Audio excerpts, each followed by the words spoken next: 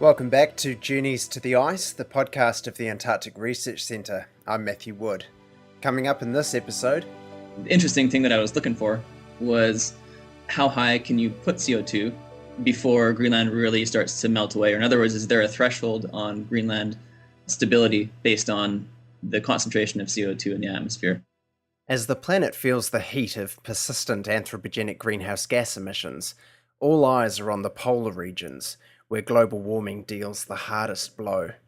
West Antarctica is of course of major concern with regard to ice sheet stability and associated sea level rise, but so too is the Northern Hemisphere's only remaining ice sheet.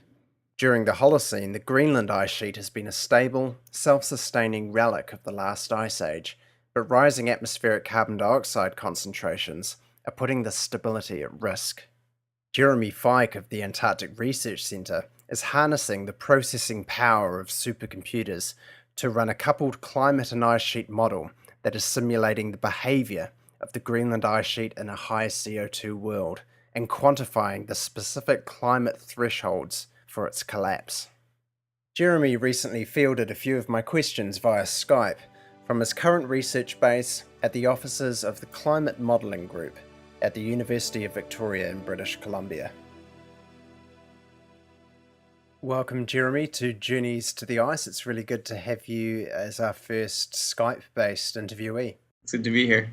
Now, to begin with, we should point out that, interestingly, you must be one of the few people in the world that's jointly supervised between two Victoria universities. Maybe if you could just introduce yourself, tell us where you're from, and what your relationship with the Antarctic Research Centre has been. Sure. Well, I did my master's in undergrad at the University of Victoria, which is in Canada. And then, because I was interested in doing some more grad work, more to do with ice and glaciers, I got in contact with Andrew McIntosh at the Antarctic Research Centre at Victoria University of Wellington. No relation between the two universities besides the Queen's name. And he, talked me into doing some PhD work. So at the moment, I'm joint supervised by a climate modeler named Andrew Weaver up at the University of Victoria here in Canada, and Lionel Carter and Andrew McIntosh down at the VUW. So I get a lot of computer support here in Canada, and I get a lot of real-world glaciological and geological support from the ARC. Okay, now so far these podcasts have had very much an Antarctic focus. This is really the first time we'll be taking a close look at some polar research from the Northern Hemisphere. And so to begin with, could you give us a general introduction to the Greenland Ice Sheet, including a bit about its longer-term glacial history and also the state of the ice sheet today? Sure. Well, the Greenland Ice Sheet is one of two remaining ice sheets on the planet. So Antarctica, or the Antarctic Ice Sheet, is one, and Greenland is the other.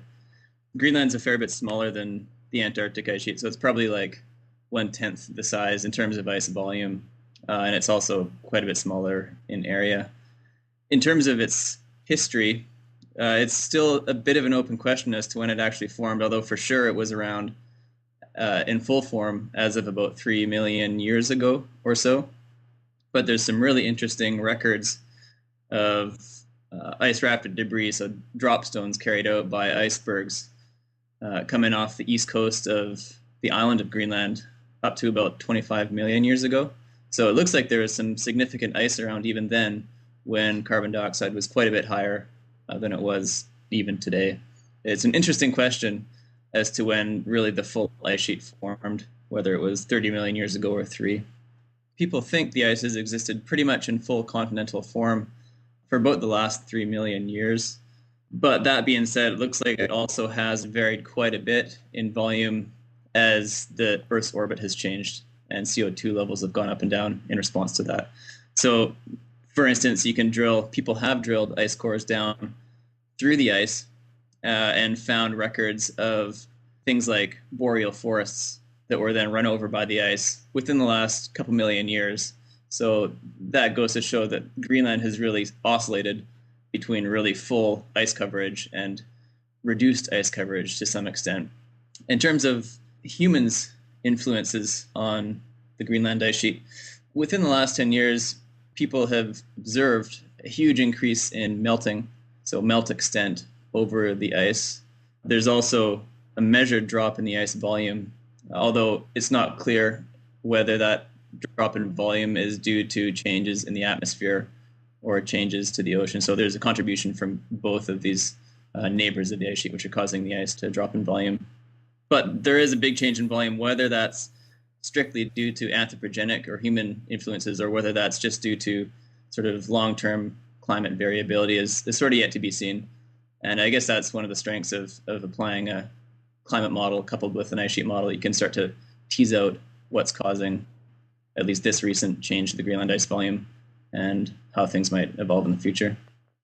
So, with regard to the coupled ice sheet climate model that you're currently using, what sort of information is that built upon? So, does it rely on data from sort of real world observed ice sheet and climate systems, and therefore has the scope to be refined and updated as new empirical data sets come in from those areas? Or is it constructed at a much more fundamental level than that? Sure, well, that's a good question, and it comes into the realm of what exactly a model is.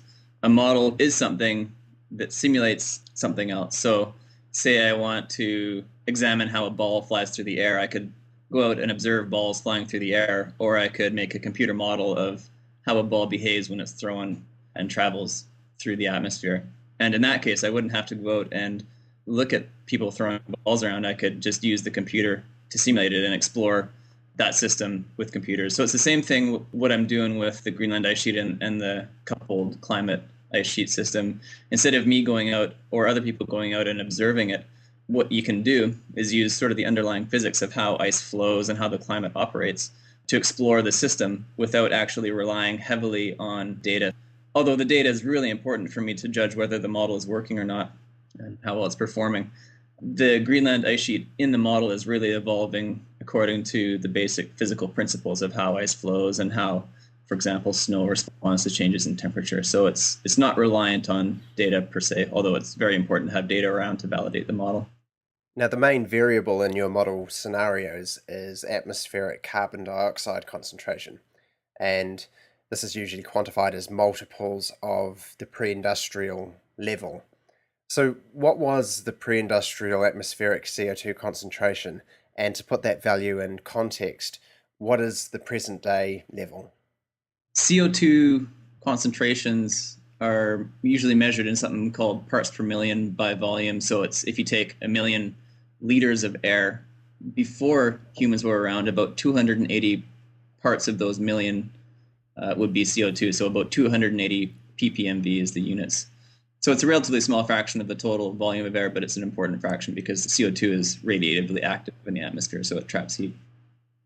That in itself is actually quite a high value according to the natural variation of things. During the last glacial maximum and previous glaciations that have occurred for about the last over a million years, CO2 typically dropped to about 180 ppmv. So we started out already at a high level. The latest data to come in from one of the benchmark observation stations up in Mauna Loa in Hawaii is saying we're about at 390 parts per million as of this fall. So we're going to be over 400 parts per million probably within a decade or so based on the current rates of increase. So we've really doubled glacial levels, and we're well above even interglacial levels that were around about 200 years ago. And we're well on our way to doubling even those levels. So it's a bit unprecedented where CO2 is now. And if you look at things like projected emissions, even based on burning just economically available things like coal and natural gas and oil, we have the ability to move that concentration up to Cretaceous levels, so over 1,000, even up to 2,000 parts per million. So there's lots of potential for a really high CO2 in the future. So tell us a little bit more about your model in particular and the kinds of test scenarios that you've been running.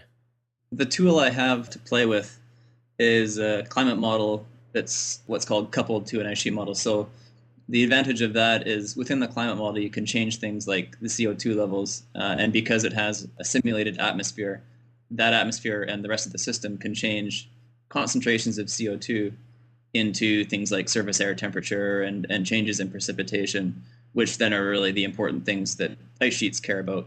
The experiments that I've run really are driven by changes to simulated CO2, and those changes through the model affect how simulated ice sheets do their thing. So the first set of experiments are what are called equilibrium experiments.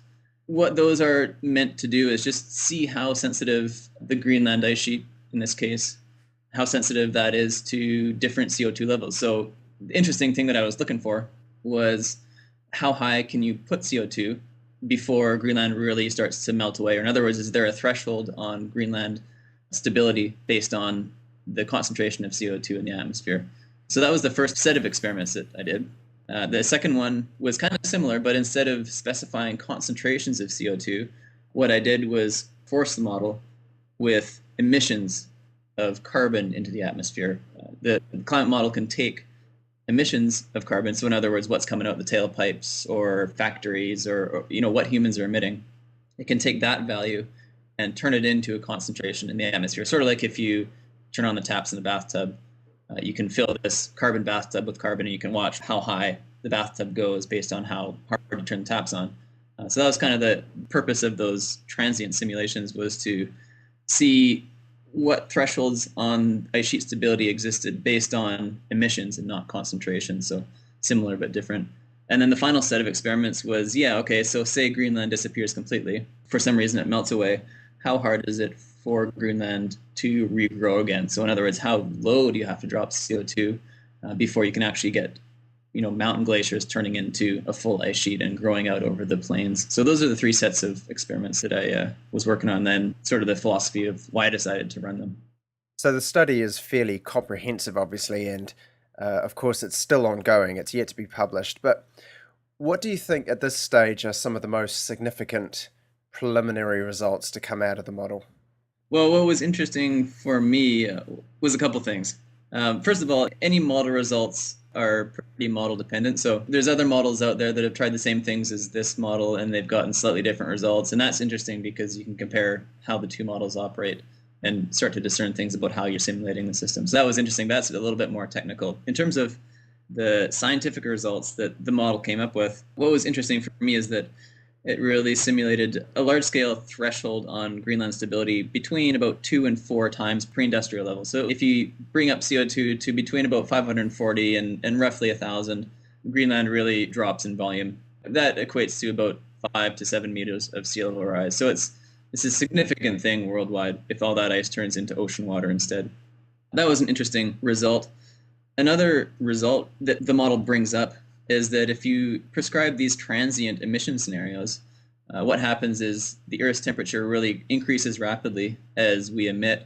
And then in these scenarios, it's presumed that we slowly stop emitting carbon over about 200 years. So by year 2300, we're essentially carbon neutral. We've stopped emitting carbon at 2300. But because of the slow dynamics of the Earth's system, in particular the carbon system and the ice, the results of those emissions really go for about 10,000 years strongly after we stop emitting carbon. So our effect will not end when we stop emitting carbon. It's really going to go on for a long time into the future just because of the slow dynamics of the system. So what makes it slow is the fact that when we put carbon into the atmosphere, a lot of that gets absorbed by the ocean, and in particular the deep ocean. And that absorption process is really slow. It just takes the ocean thousands of years to suck up all the carbon that we emit. So when we put carbon into the atmosphere, it stays there for a long time.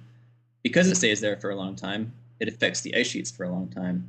And because they respond over this long time period, there's a really strong interplay between the uptake of carbon by the deep ocean and how the ice sheets respond. So this connection between what you'd think would be two quite unrelated components of the Earth system, turns out those might have some sensitive interplay between each other in the future because we're putting so much carbon into the system. So that was another interesting result. This interview with Jeremy Fyke continues in part 2 of the podcast.